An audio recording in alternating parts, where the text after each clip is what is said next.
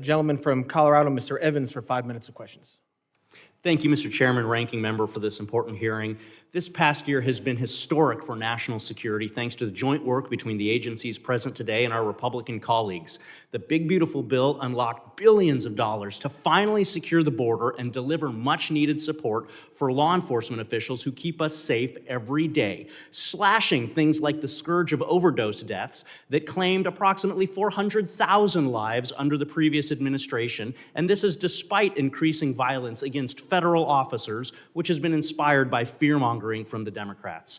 As a soldier for 12 years, as a cop for 10 years, and as the only Latino in Colorado's delegation, it's been my long-standing position that with a secure border, we must use all available resources to target the worst of the worst, violent offenders like murderers and rapists, and so-called non-violent like drug dealers and thieves and child porn producers. Get the gangsters, not the grandmas. Director Lyons, is ICE's priority the apprehension and removal of criminal non-citizens rather than the broader population of illegally present individuals? Yes, sir. ICE's continued focus is on the criminal aliens that are in our neighborhoods. Thank you.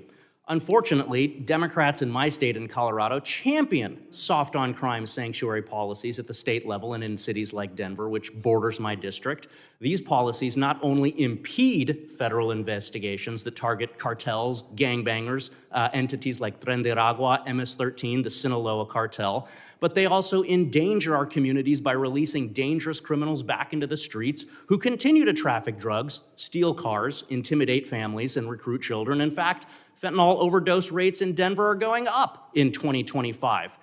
It's common sense that when local or state police arrest an individual for a crime, those officers should be able to obtain basic information about the arrestee, and those state and local officers should then be allowed to share information with federal law enforcement to communicate threats, honor detainer requests, and work together to ensure national security and public safety. So, Director Lyons, can you please explain how ICE works around sanctuary policies to go after the worst of the worst? And do these sanctuary policies that release criminals back into the community increase or decrease ICE's presence in the community and the temperature of the interactions that ICE has with the community? Sir, when we deal with sanctuary jurisdictions, we do have to have more law enforcement officers in the street. Like I said earlier in my testimony, we'd much rather have the chance to take a aggravated felon, repeat DUI offender into custody at a prison, local jail, or some type of lockup environment where it's safer for my officers and for not only the individual, but that community as well.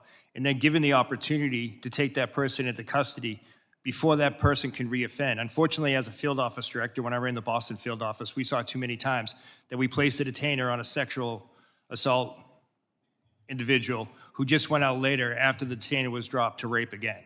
And that is why we need cooperation at all levels, especially the local and state. Thank you. Director Lyons, my district, 40% Hispanic. It's full of successful business owners and strong immigrant families.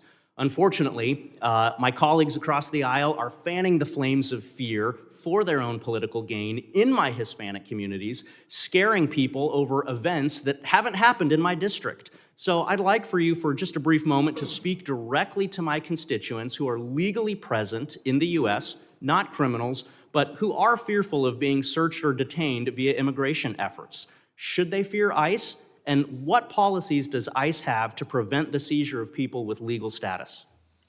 Sir, ICE officers and special agents are trained in the Immigration and Nationality Act. So anyone that is here legally or lawfully or a U.S. citizen should not be concerned about being deported or detained. Unfortunately, many times there are individuals that are with criminal illegal aliens. And sir, as you being a former law enforcement officer, you know, you arrive on a scene, you ID everyone in that case. If we're looking for an individual and someone is here present in the country legally, then we're going to take action. We're not going to turn a blind eye no more. But someone that's in the country lawfully should not feel scared to walk down the street, drive. Thank you. Sorry, I got 23 seconds left. Have one thing that I want to ask.